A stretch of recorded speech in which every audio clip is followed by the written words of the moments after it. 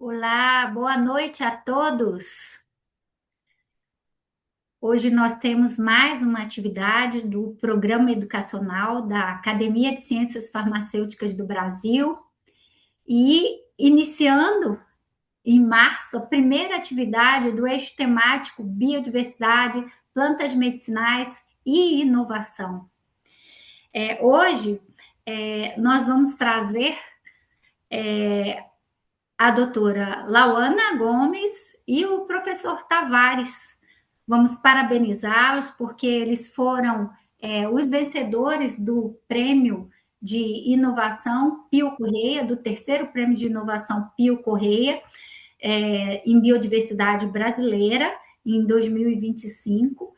Então, nós vamos iniciar no eixo de biodiversidade, plantas medicinais e inovação, trazendo esses trabalhos que foram premiados no Pio Correia. Né? Então, eu parabenizo os dois pelo trabalho, né? Foi eleito com uma banca, né, ad hoc, que qualificou todos os trabalhos, uma atividade muito bem feita, muito planejada pela academia, né? E nós temos aí esses dois vencedores desse prêmio. Né? Então, nós vamos agradecer a vocês terem aceitado ao convite de participar do webinar, mostrando o trabalho. Eu acho que vai ser de grande importância, né, para a sociedade brasileira e para essa área de biodiversidade e inovação, né, trazendo aí um fitoterápico inovador. Então, para quem não me conhece, eu sou a Raquel, coordenadora desse eixo, e gostaria de passar a palavra agora, então, ao professor José Carlos Tavares, que irá mediar e conduzir essa atividade hoje. Né? Então, bom trabalho aí, boa apresentação, né? Que todos aproveitem, participem aí do nosso webinar. Muito obrigado, professora, pelas palavras. Então, boa tarde a todos e a todas que se encontram nesta sala. Hoje é dia 16 de março de 2026 e vamos iniciar a atividade do eixo temático Biodiversidade, Plantas Medicinais e Inovação do Programa Educacional, promovido pela Academia de Ciências Farmacêuticas do Brasil, em nome da qual lhes dou as boas-vindas. As atividades ocorrem às segundas-feiras, das 18 às 19h30. O calendário está disponível para consulta no site cienciasfarmaceutica.org.br e em nossas redes sociais. O Programa Educacional da Academia de Ciências do Brasil possui atividades gratuitas graças aos mantenedores EMS, Sindusfarma, Eurofarma, Ipera Farma, Aba Farma, Abfina, BD, FSE Farma, Hipofarma, ICF, Sincamesp, Estevanato Group e Wheaton Brasil. Então, eu sou José Carlos Tavares Carvalho, como a professora falou, sou acadêmico titular, cadeira número 47 da Academia de Ciências Farmacêuticas do Brasil e coordenador do Laboratório de Pesquisa em Fármacos do Departamento de Ciências Biológicas e da Saúde da Universidade Federal do Amapá. Serei o moderador dessa atividade, que terá 1h30 com a seguinte distribuição do tempo: 10 minutos para a abertura, que nós estamos fazendo já, 50 minutos para a apresentação da palestrante e 30 minutos finais direcionados para perguntas e comentários. Então, eu solicito aos participantes que formulem suas perguntas ou façam suas colaborações no QEA, né? As perguntas e colocações serão recebidas e organizadas por mim e procurarei encaixar o maior número possível dentro do tempo estabelecido. Então, a palestra de hoje, intitulada Estudo Farmacológico e Histopatológico da Ação da Nanodispersão Injetável de Bixorelana sobre a artrite diabética em rato Easter será ministrada pela doutora Lauana Gomes. Ela é médica formada pela Universidade Federal do Amapá, realizou o projeto de iniciação científica como bolsista PIBIT nível A do CNPq, no Laboratório de Pesquisa em Fármacos sobre a minha orientação, e eu tenho muito orgulho de dizer porque a Lauana sempre foi uma pessoa extremamente dedicada, né? Que resultou, inclusive, com esse trabalho que vocês irão conhecer. Então, esta palestra apresenta os avanços no uso de compostos bioativos da biodiversidade amazônica no tratamento da artrite diabética, com destaque para a Bixorelana. Serão discutidos resultados farmacológicos e histopatológicos do uso de uma nanodispersão injetável, que é registrada como Chronic-In, em modelo experimental evidenciando efeitos anti-inflamatórios, preservação articular e melhora funcional, além do papel da nanotecnologia como estratégia terapêutica inovadora. Então, com grande satisfação, eu convido a doutora Lauana Gomes a iniciar a sua palestra. Obrigada, professor. Obrigada, professora Raquel. Obrigada a todos aqui presentes também. E vamos iniciar a apresentação. Então, como o professor Tavares me apresentou, meu nome é Lauana Gomes, eu sou médica formada pela Universidade Federal do Amapá, atualmente sou residente de anestesiologia do Hospital das Clínicas da USP de Ribeirão Preto, e durante a minha graduação eu tive o prazer de ser aluna de iniciação científica do Laboratório de Pesquisa em Fármacos, onde eu desenvolvi, sob orientação do professor titular Dr. José Carlos Tavares Carvalho, o estudo intitulado Ação da nanodispersão injetável de bixorelana, o Chronic-In, na artrite em ratos diabéticos, estudos farmacológicos e histopatológicos, que é o estudo que vamos apresentar hoje. Ele foi publicado na revista Inflammopharmacology no dia 18 de fevereiro de 2025. Teve o parecer do Comitê de Ética de Uso de Animais sobre o número 21 de 2022 e foi o vencedor na categoria acadêmico do Prêmio Pio Correia em 2025. E esse trabalho ele se baseou em três pilares. O primeiro deles é a artrite diabética.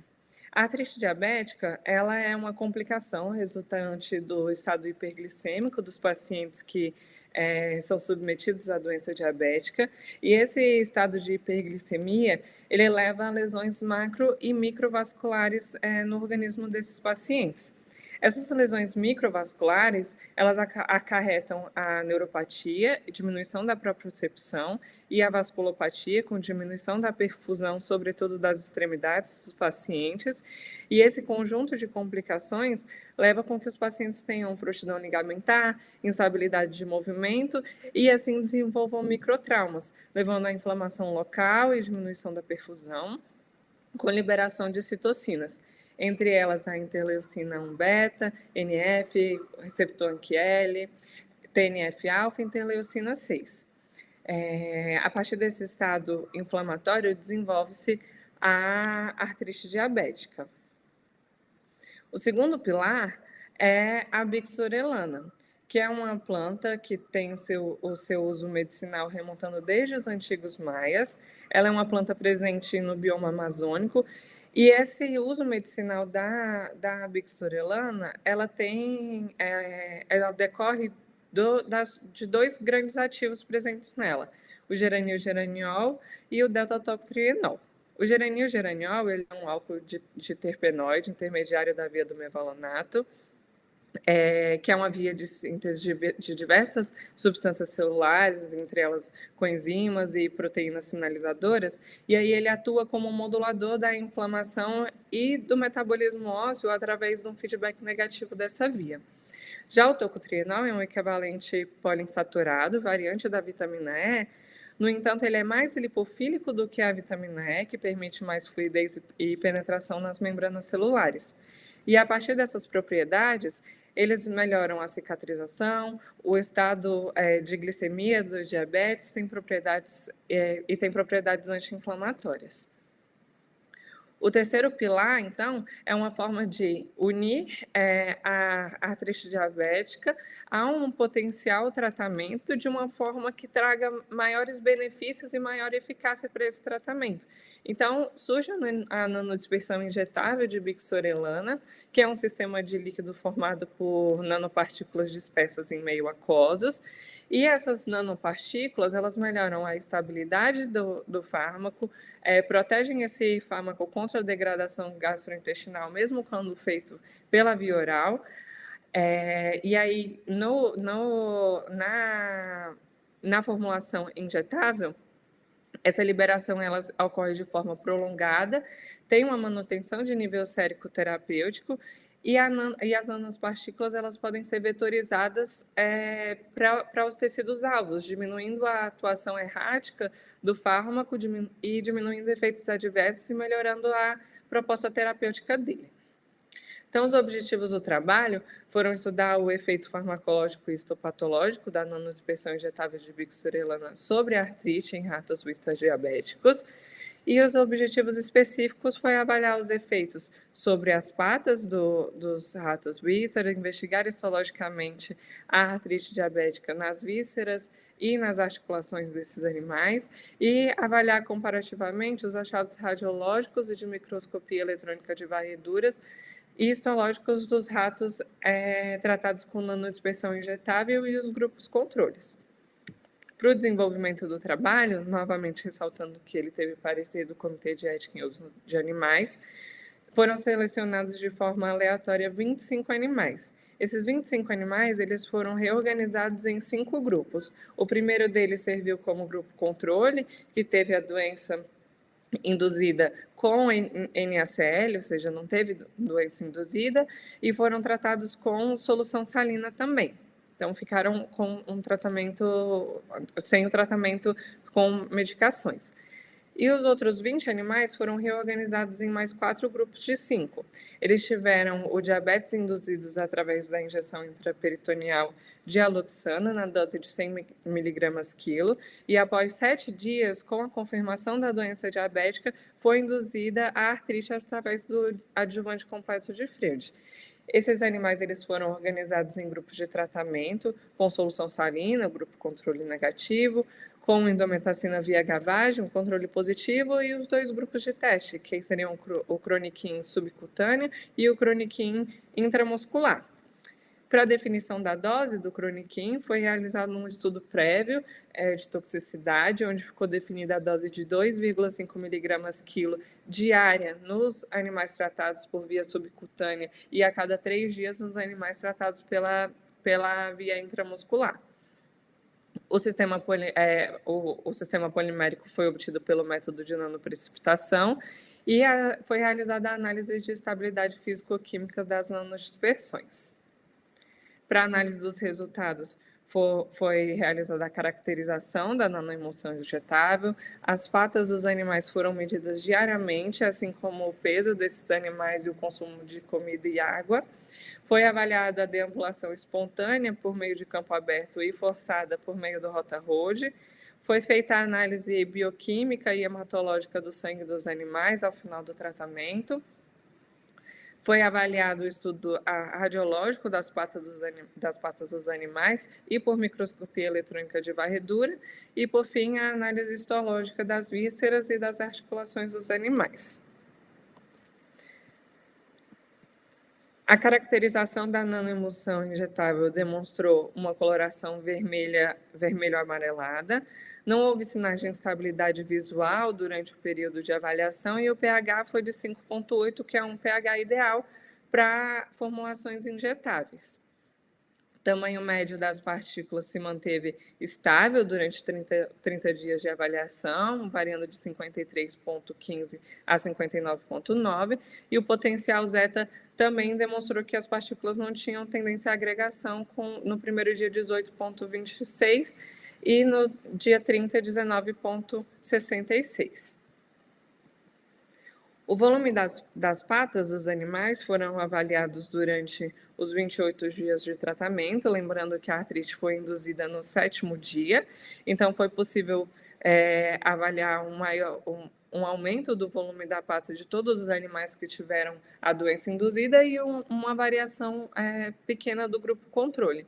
E ao longo dos dias de tratamento, aqueles animais tratados com a solução salina se mantiveram em níveis crescentes de edema, enquanto aqueles tratados com chroniquin e com indometacina tiveram a diminuição desse edema de pata com significância estatística, com destaque para os grupos tratados com chroniquin. Essa variação no volume da pata direita dos animais, da pata onde foi induzida a artrite desses animais, ela pode ser explicada por um trabalho que foi realizado por Batista em 2022, por meio de docking molecular. Ele demonstrou que o geranil-geraniol e o tocotrienol faziam inibição do receptor PLA2 e sugeriu regulação da COX-2. Isso faz com que ocorra uma inibição da expressão de quinase associada ao receptor de interleucina 1 e inibição do fator 6 associado ao receptor de necrose tumoral, diminuindo os sinais flogísticos da artrite diabética nos animais. Os pesos, o consumo de água e o consumo de ração dos animais foram avaliados diariamente, como foi dito na metodologia, com um consumo de água maior por aqueles animais que não estavam sendo tratados com nenhum fármaco, estavam sendo tratados com a solução salina, enquanto que os animais, e também uma manutenção do aumento de consumo de ração desses animais, enquanto que o peso dos animais tratados com indometacina, com chroniquin subcutâneo intramuscular, tiveram uma redução, porém não tão grande quando comparada com o grupo tratado também com a solução salina. Essa variação, ela se deve justamente pela consumpção induzida pelo diabetes e pelo adjuvante de Freud, e o benefício notado nos animais tratados com o chroniquin se deve à ação tanto do geranil-geraniol e do tocotrienol como hipoglicemiantes. É importante ressaltar que na seleção dos animais, esses animais eles não tinham sobrepeso ou qualquer doença prévia, e essa perda de peso deles pode ter um benefício terapêutico também nos resultados da artrite. Porque hoje o principal tratamento da artrite diabética em pacientes é a diminuição da sobrecarga sobre as articulações afetadas. No campo aberto, os animais foram avaliados, demonstrando uma maior atividade exploratória dos grupos tratados com indometacina e com chronic, e isso se deve justamente por uma redução do processo inflamatório, como foi visto no edema de pata, e uma redução dos níveis de ansiedade e depressão nos animais que foram submetidos a um processo de dor crônica, que é a artrite diabética. Por quê? A redução da interleucina 6, interleucina 1 beta e TNF-alfa pelo tocotrienol e geranil-geraniol, ele faz com que haja uma redução da gliose na amígdala e no hipocampo dos animais submetidos à dor crônica. E o tocotrienol, ele causa uma interação com a glicoproteína P, que faz remoção dos compostos tóxicos no sistema nervoso central. Isso diminui a redução do estresse oxidativo das células gliais. No campo aberto também foi avaliado a excreção desses animais e a quantidade de groomings e hearings desses animais dentro do campo aberto. Foi possível identificar que os animais tratados com chronic subcutânea e com solução salina tiveram maior número de excreções. Isso se deve também pelo estado hiperglicêmico dos animais que tiveram diabetes induzido, quando comparados com o grupo controle. No teste de deambulação forçada, os grupos tratados eles tiveram um menor tempo de manutenção sobre a plataforma, e o score deles também foi menor em relação ao grupo controle.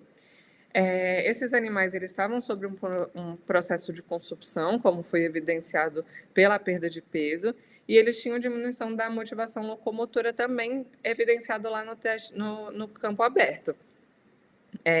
Além disso, ocorre a fadiga muscular dos animais sobre o rota road e tem o fator de coordenação motora individual de cada animal envolvido. Esses animais, eles também tiveram uma maior perda de peso, como foi dito lá na avaliação. Isso envolve também um menor desempenho no teste do Rota Road.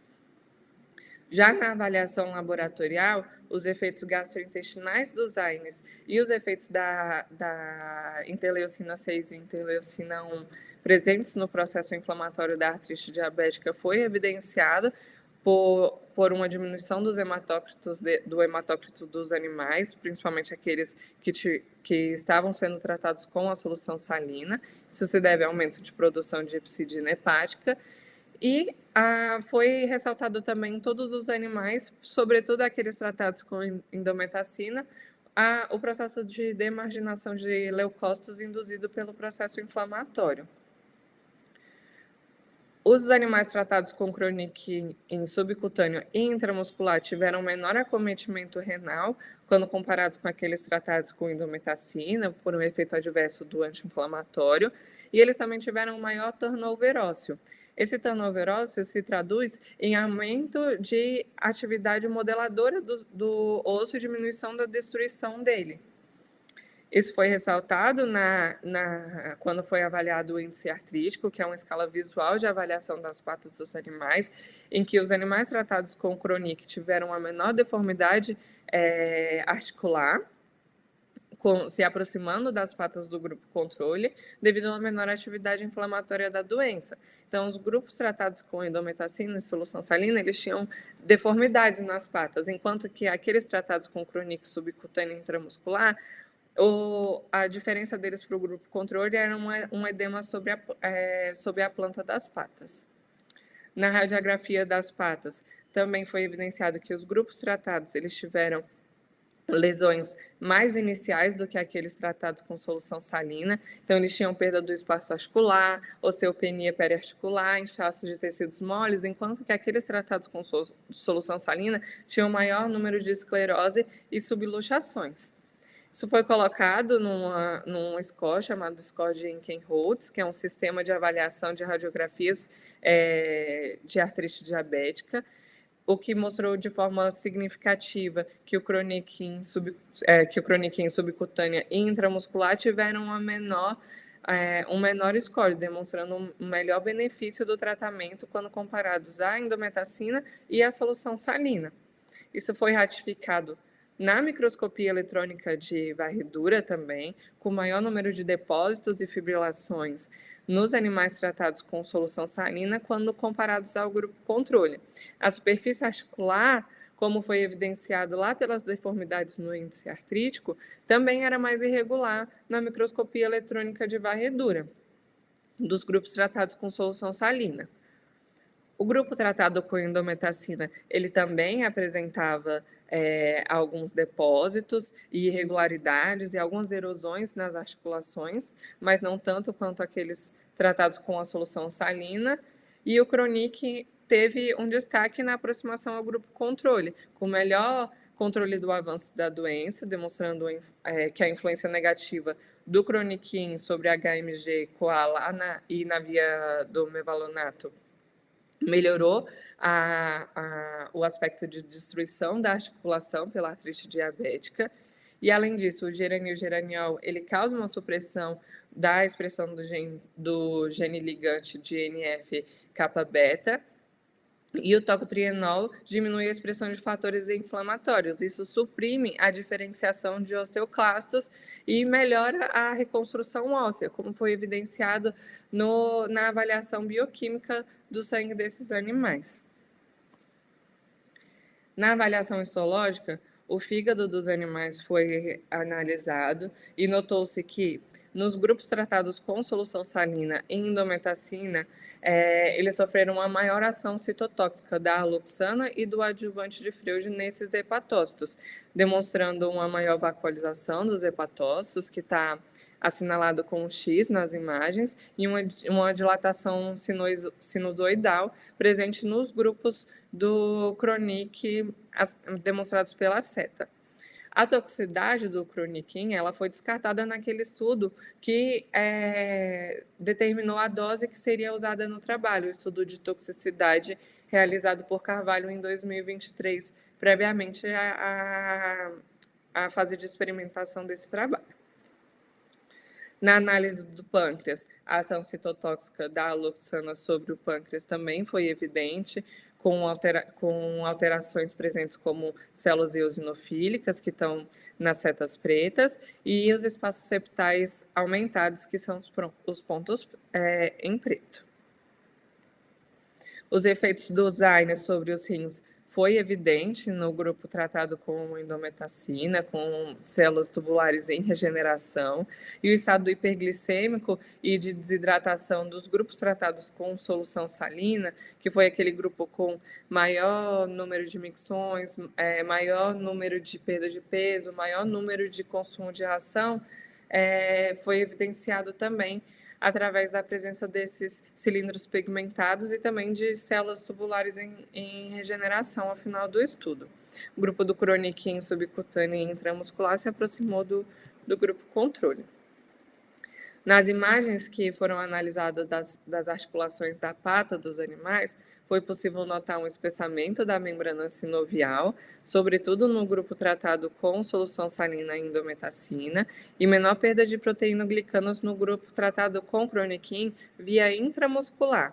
Quando colocado sobre avaliação objetiva de score, o grupo tratado com chroniquin intramuscular teve uma menor pontuação, mostrando um maior benefício do tratamento quando comparado a todos os outros grupos, enquanto que o grupo tratado com solução salina e indometacina tiveram um menor desempenho. E o chroniquin subcutâneo ficou numa fase intermediária entre os dois tratamentos. Com isso, foi possível concluir que a nanodispersão injetável chroniquin ela demonstrou um papel promissor no manejo e no controle da doença dos pacientes que sofrem com artrite neuropática diabética. A bixorelana ela pode estar envolvida de uma forma positiva em outros aspectos do tratamento, tanto do diabetes quanto da artrite diabética, pela diminuição do estado hiperglicêmico e pela perda de peso que os animais tratados tiveram. E é importante que esse potencial do chroniquin ele seja evidenciado para a melhoria da qualidade de vida daqueles que são acometidos pela artrite diabética e para que mais estudos possam ser realizados para que ratifiquem esse benefício para a população. Essas foram as referências usadas na apresentação, em parte do trabalho. E esse é meu e-mail e obrigada. Bem, muito obrigado, doutora Lauana, pela excelente apresentação. Então, agora vamos ver se tem alguma pergunta. Só um momento.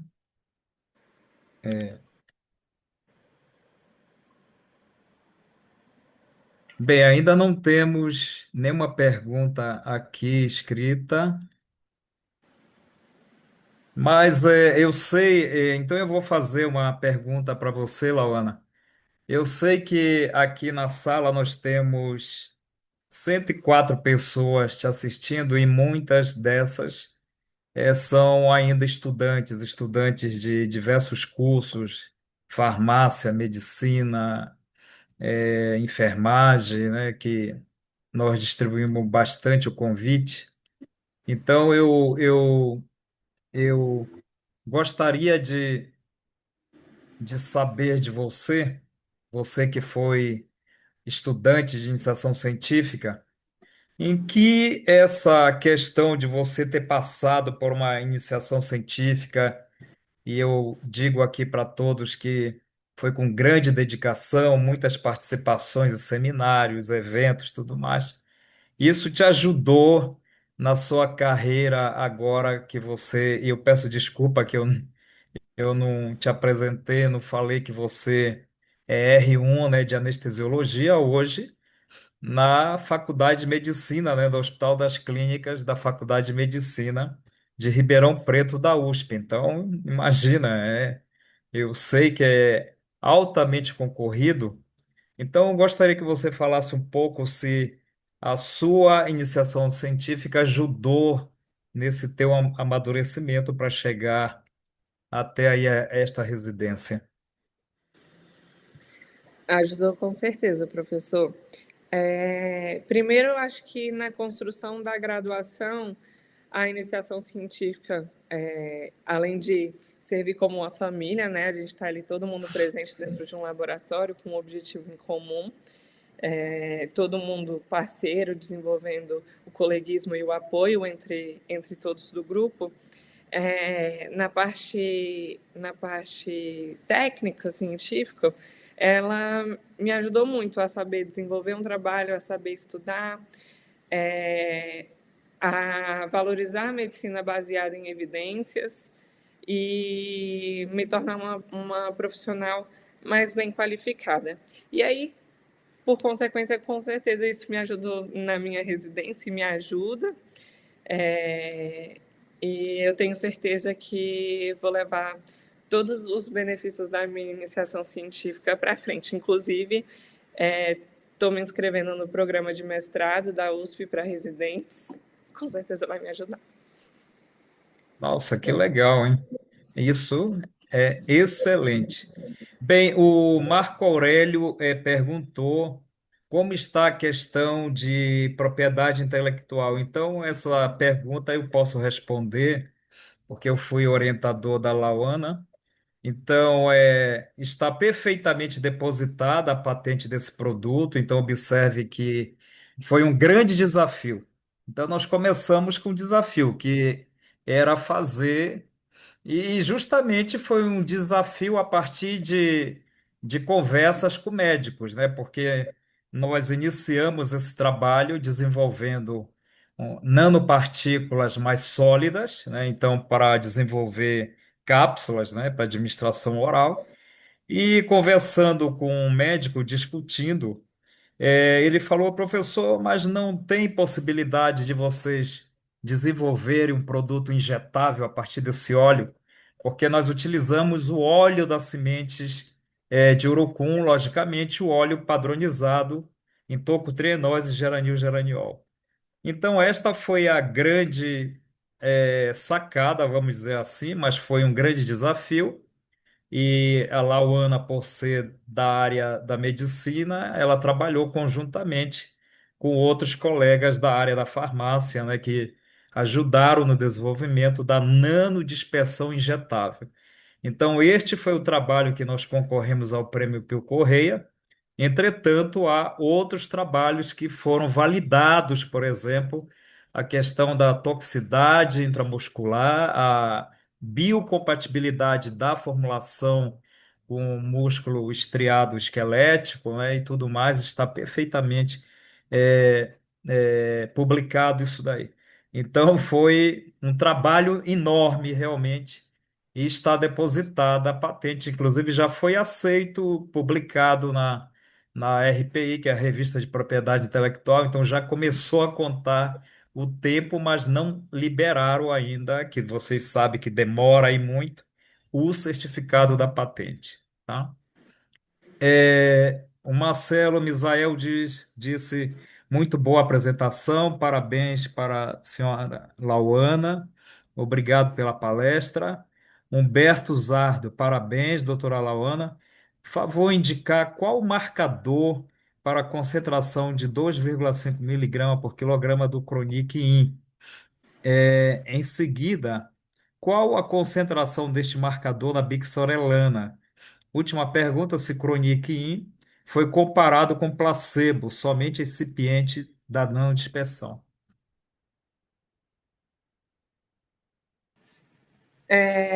Bom, em relação à dosagem de 2,5 miligramas quilo, se eu entendi a pergunta, a gente fez o estudo, deixa eu colocar aqui.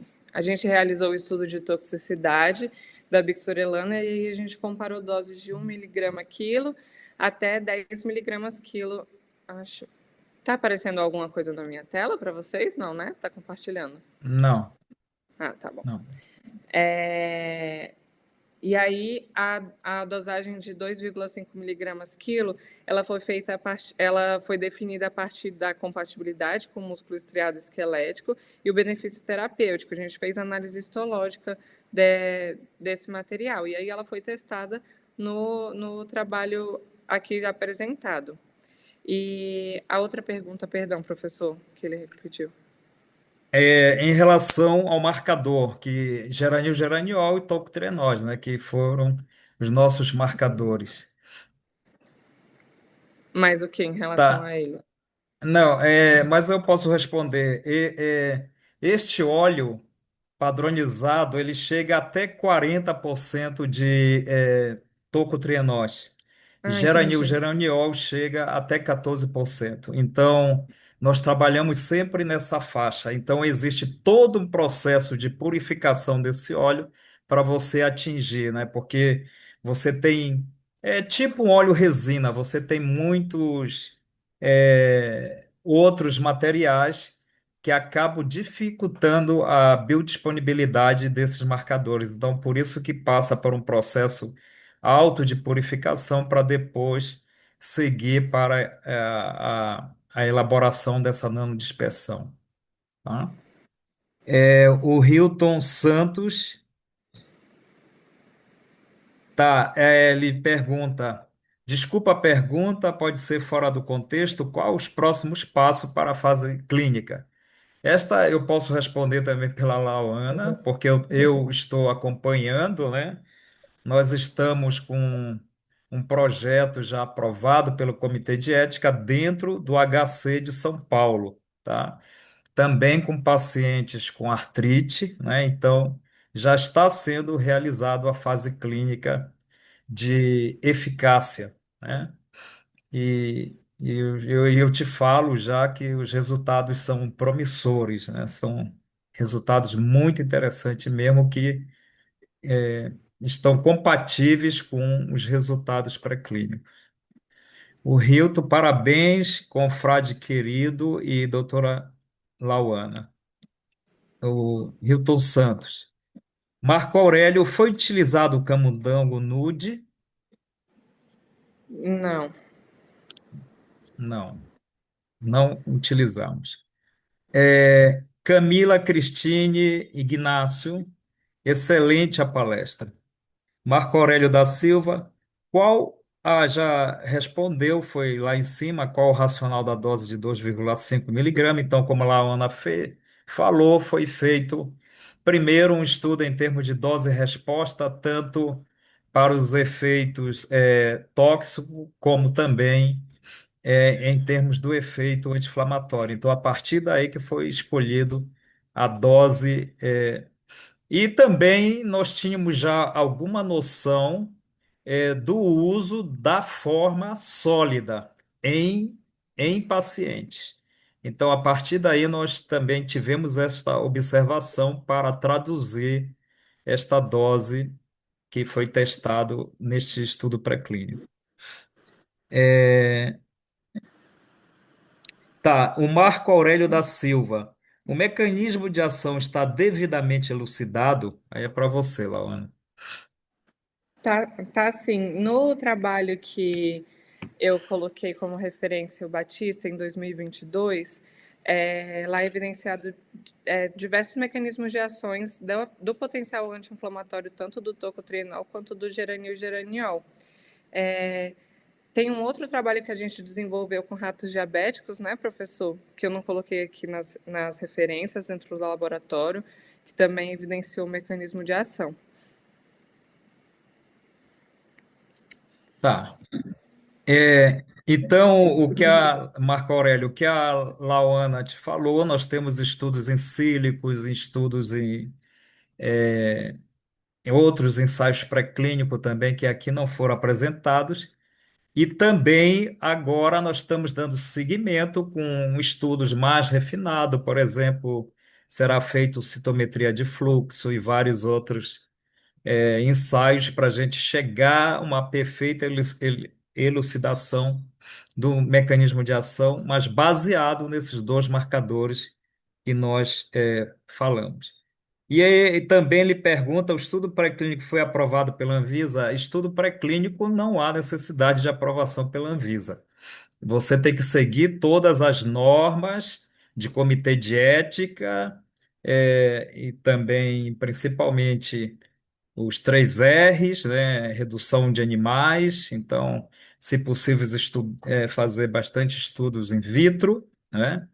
E também seguir o que nós fazemos é seguir as recomendações em termos de protocolos aceitos pela Anvisa, né? Porque existe algumas normativas da Anvisa que estabelece, por exemplo, os ensaios que devem ser feitos em nível principalmente de toxicidade, avaliação da segurança ao nível pré-clínico, e tudo isso nós fizemos, inclusive, muito mais, que poucos trabalhos apresentam, por exemplo, estudos de compatibilidade de produtos injetáveis, por exemplo, em músculo estriado esquelético, né? E isso nós fizemos, tá? A Renata Gonçalves de Souza falou: ótima palestra, parabéns pela pesquisa. Gostaria de saber quais foram as técnicas e os parâmetros de análise definidos para caracterizar essas nano. Para mim, professor. Sim, para você. Tá, Você foi avaliada. apresentou aí. Eu acho que eu É, coloquei no slide. A gente avaliou sim. o tamanho das partículas, né? A caracterização de pH, a caracterização visual, potencial zeta. Eu estou procurando aqui para poder colocar para vocês. Que avalia a agregação das partículas e. Aqui. Índice de dispersão. E índice de dispersão. Ok.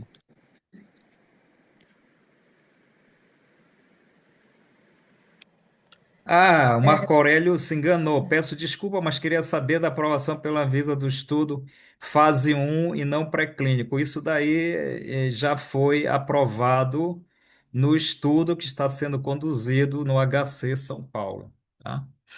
Lá o pessoal é bem minucioso nessas observações. Bem, pelo chat No tem chat, também. perguntaram aqui no chat, professor, se a Sim, apresentação parenteral com geranil geraniol na formulação seria um limitante por conta da dor na injeção endovenosa. A gente não testou nesse trabalho injeção endovenosa por conta da endovenosa. lipofilicidade e o pH da medicação, mas o geranil geraniol é um composto apolar, né? Então acho que se assemelharia ali ao propofol em relação à dor de injeção. Então, com certeza seria um limitante. Maior risco de flebite e vasoespasmo. Muito bem, mas é algo que pode ser trabalhado também em termos de tecnologia farmacêutica, né, para mudar. É isso, aqui com certeza tem muitos pós-graduando, isso que é interessante, gente.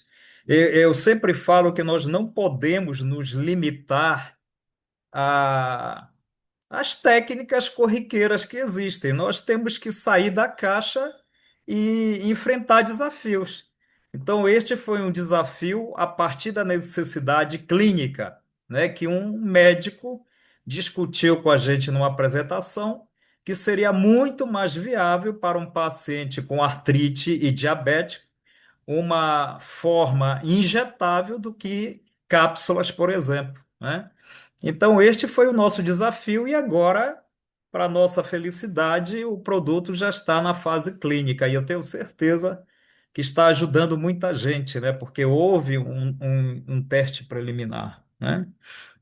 Em relação a isso. Então, isso que é importante é deixar claro aqui para os pós-graduandos que estão aí, olha, façam coisas fora da caixa. A gente não precisa repetir técnicas que estão publicadas, né? Então, vamos fazer coisas. Então, eu, numa vez discutindo num congresso, foi na Alemanha. Então, na Alemanha, nós encontramos lá por um grande laboratório que ele produz fitoterápico injetável. No Brasil, ainda existe muitas questões em relação, né, quando se fala em fitoterápico injetável. Lógico que, tipo esse estudo aqui, que um estudo que tem várias outras publicações, diversas publicações que chegaram até aqui, nós temos grandes desafios de estudar a compatibilidade, a biocompatibilidade de uma forma farmacêutica em termos no tecido ali que você vai deixar esses princípios ativos em interação, porque não trata-se apenas de um IFA, né, de um insumo farmacêutico ativo, de um princípio ativo. Quando a gente fala aí de um extrato, um óleo padronizado, nós elegemos dois marcadores, mas tem aí dezenas de outros compostos dentro desse óleo aí na forma de nanodispersão, né? Então, esse é um grande desafio. Bem, Lauana, tem muitas mensagens aqui de parabéns para você. Olá, boa tarde, tudo bem? Por gentileza, é possível ter acesso à apresentação dos slides? Muito interessante o estudo, parabéns, parabéns, parabéns. Alguém da farmácia da UFOP, parabéns. Darlene, eu acho o nome. Parabéns. Bem, eu acho que gostaram da sua apresentação, viu? Aqui, excelente estudo sobre tudo que que é uma enfermidade que afeta a uma grande percentagem de la população mundial. Alguém aqui em espanhol. é, Excelente apresentação, parabéns pelo seu trabalho. A apresentação já falou aqui, né, da questão parenteral. Muito bem.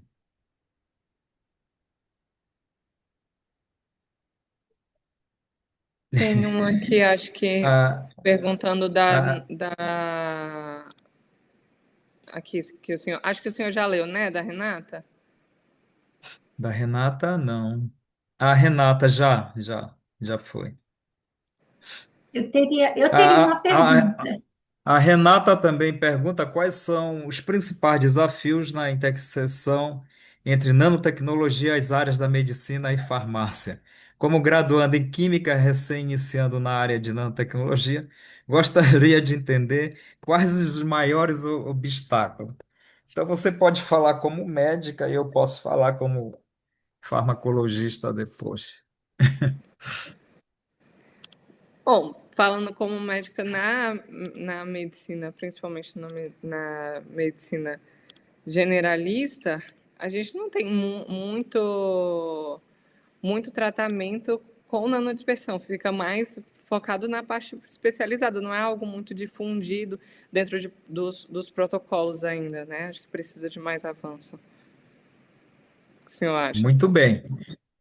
Viu, Renata? E eu quero te dizer o seguinte: até mesmo hoje, em termos de medicamento registrado na Anvisa, nós temos um número muito reduzido em termos de registro de medicamentos com forma farmacêutica nanotecnológica. Mas eu gostaria de te dizer que, principalmente na área da oftalmologia, hoje há uma exploração extremamente grande de formas farmacêuticas com base nanotecnológica para uso na oftalmologia, porque vocês sabem que na oftalmologia a veiculação de um princípio ativo é extremamente difícil para atingir o alvo, principalmente quando se pensa em termos de mácula, se pensa em termos de outros aspectos de alvo dentro da oftalmologia. Então, está se desenvolvendo muito e nós já encontramos formulações oftalmológicas de base nanotecnológica, principalmente no exterior. Mas é algo que as agências regulatórias estão discutindo, porque vai ter que abrir. Na área da cosmetologia já há, não é, aceite aí para registro de produtos de base nanotecnológica tópica e vai chegar também a vez dos medicamentos, porque isso é uma grande inovação principalmente para a redução de efeitos tóxicos colaterais, né? É mais para a redução do que a potencialização de possíveis efeitos tóxicos colaterais, porque você pode viabilizar, inclusive, atingir de maneira mais certeira, vamos dizer assim, o alvo que você quer atingir em termos de resposta. Então, por exemplo, dentro da oncologia, é fantástico. Há muitos estudos hoje, inclusive já com produtos na clínica, tá? Diga, professora Raquel. Eu só gostaria, na verdade, você falou bem, passando as grandes dificuldades, né, para o desenvolvimento de um fitoterápico e principalmente de um fitoterápico injetável, né? Já temos um número muito reduzido de fitoterápicos genuinamente de flora brasileira, né? Um número reduzido e quando a gente pensa em injetável mais ainda, né? Então, vai uma pergunta aí de quem trabalha no mesmo sentido com o desenvolvimento de fitoterápico, já ciente das grandes dificuldades que a gente tem que transpor para a gente chegar numa pesquisa nesse nível, né? Eu gostaria que você falasse um pouquinho, eu acho que isso vai dar uma, inclusive para quem está ouvindo, né, a palestra, que eu queria elogiar, foi muito bacana, o trabalho é lindo, né? É, eu queria que você falasse sobre a questão da escala para o desenvolvimento do IFAV, que foi o insumo farmacêutico ativo para dar origem a esse injetável, né? E da escala que você teve que fazer para chegar nesse ensaio clínico, né? E se vocês têm lá na universidade ambientes hub para executar, né, esses testes, essa escala de BPF com BPL. Se você falasse um Sim, pouquinho disso aí, eu acho que as pessoas vão entender assim a dificuldade que a gente tem, né? Porque eu sou, como sim. professora da UFMG, a gente não tem um hub, né, com Pois é. BPL. O grau de Tá dificuldade bom, que a gente tem de tá chegar bom, nesse professora. nível da pesquisa. Olha, aí a senhora falou tudo. Eu não sei se a Lauana quer falar, mas eu posso falar. Nós só conseguimos porque nós temos uma parceria com uma empresa que está dentro desse projeto, que inclusive paga bolsas de iniciação científica, bolsa de mestrado, bolsa de doutorado. É uma grande parceira. E o que que acontece? Só para a senhora ter uma ideia, logicamente a senhora falou tudo, porque nós temos grandes potenciais de produtos vindo da flora, principalmente quando a gente fala do bioma amazônico. Entretanto, não tem escalabilidade, que começa lá na mata, né? Então, algo que nós estudamos que é fantástico, mas aí a pessoa lá daquela comunidade me diz que tem condições de coletar apenas 5 quilos, 10 quilos. Então, imagina, você não dá para você pensar no produto com 10 quilos por mês, 5 quilos por mês. Então, o que que acontece? Nós estudamos toda a rota do óleo do urucum, né? E isso há anos. Se vocês forem no meu currículo Lattes, eu estudo urucum já há quase 30 anos, eu acho. Então, estudamos toda a rota do urucum. E nós começamos a estudar urucum com mais potencial quando nós descobrimos que lá em Rondônia tinha uma fazenda de urucum, que plantaram urucum justamente para um projeto industrial, para alimentos.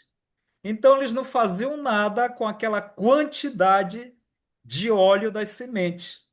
Ficava lá abandonado.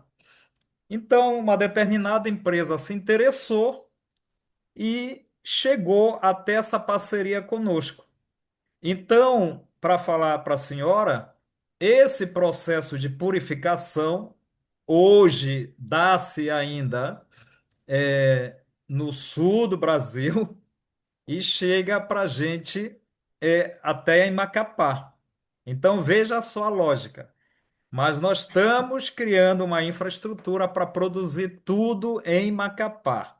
Então está sendo, eu acho que acredito que até junho vai ser inaugurado um grande parque tecnológico em Macapá e nós temos um grande laboratório lá dentro desse projeto do parque tecnológico. Então aí nós vamos pensar em tecnologia própria, isso que a senhora está falando. Mas por enquanto um pedaço é feito em cada lugar. Por exemplo, a as injeções são feitas aqui em Minas Gerais, né? O injetável. Aí as ampolas chegam para a gente lá em Macapá e chegam hoje lá no HC São Paulo, né? Tá vendo? Mas nós queremos produzir essas ampolas também em Macapá, né?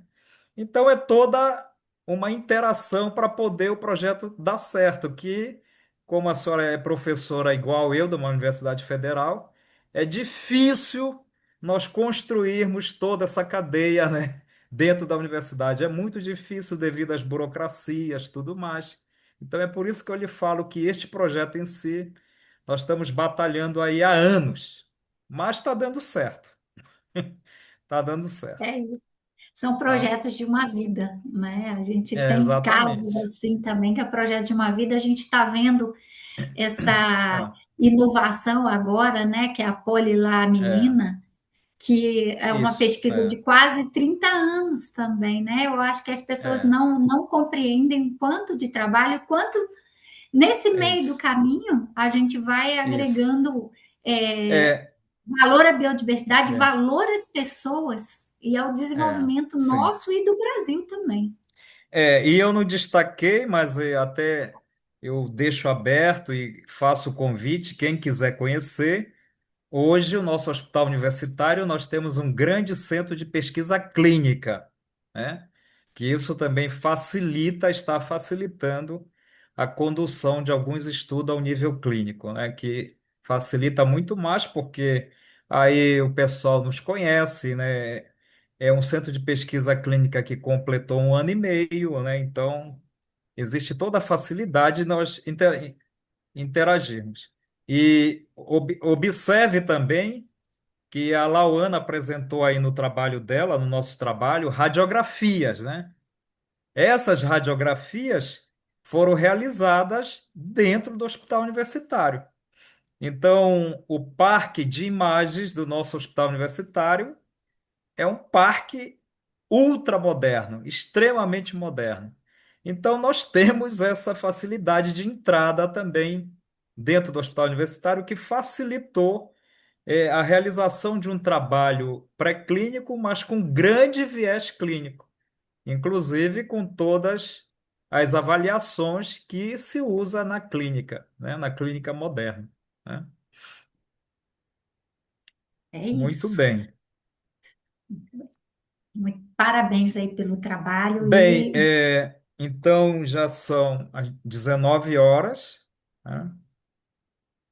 Deixa eu ver aqui, só um momento. Bem, então, não tendo mais, ainda, Lauana, tem muitos parabéns aqui. Parabéns a Débora, parabéns, Lauana e professor Tavares. Fábio, parabéns pela pesquisa de alto nível feita na Universidade Federal do Amapá. Muito obrigado, muito obrigado. Então, não tendo mais perguntas, o Marco Aurélio perguntou alguma indústria farmacêutica que está patrocinando o estudo. Ó, eu comentei aí, né, que deve ser a grandes parcerias, né, senão não tinha condições nenhuma de nós chegarmos até aí, apesar de nós termos alguns projetos aprovado no CNPq com essa temática aí, usando este produto. Bem, já eu gostaria de agradecer imensamente a doutora Lauana por ter reservado esse tempo para fazer esta grande apresentação aqui, que com certeza vai estimular muitos que aqui estavam assistindo, porque eu sei que tinham e tem muitos alunos de graduação e pós-graduação aqui. Eu quero te agradecer imensamente. Eu tenho certeza que a sua carreira já é um sucesso, mas vai continuar fazendo sucesso cada vez mais. E olha, já estou muito feliz, né, que você vai entrar no mestrado, né, depois doutorado, depois vai ser professora, pesquisadora, né, numa universidade, com certeza. Então, eu quero encerrar a atividade de hoje agradecendo a todos em nome da Academia de Ciências Farmacêuticas do Brasil, de maneira especial a doutora Lauana Gomes, que trouxe contribuições relevantes, né? E agradecer também a presença de todos que ficaram até este momento aqui, né? E eu gostaria também de aproveitar para informar que na próxima segunda, dia 23 de março, teremos a palestra sobre o impacto do Acordo União Europeia-Mercosul sobre a produção e comercialização de fármacos e medicamentos, sendo apresentado pelo Dr. Frederico Tobar, que é assessor global de financiamento para o desenvolvimento do Fundo de População das Nações Unidas, tá? O link vai ser informado, que está sendo informado aí no chat, tá? Então, muito obrigado a todos, muito obrigado, Cibele, também pela organização, e espero que participem mais vezes deste programa da academia. Obrigado. Obrigada, professor. Obrigada, academia. Obrigada, Cibele, a professora Raquel, pelo convite, pela recepção. E obrigada também a todo mundo que participou, que elogiou, que perguntou. E eu espero ter contribuído um pouquinho aí com todo mundo. Certamente. Parabéns, muito sucesso aos dois. Obrigado, professor.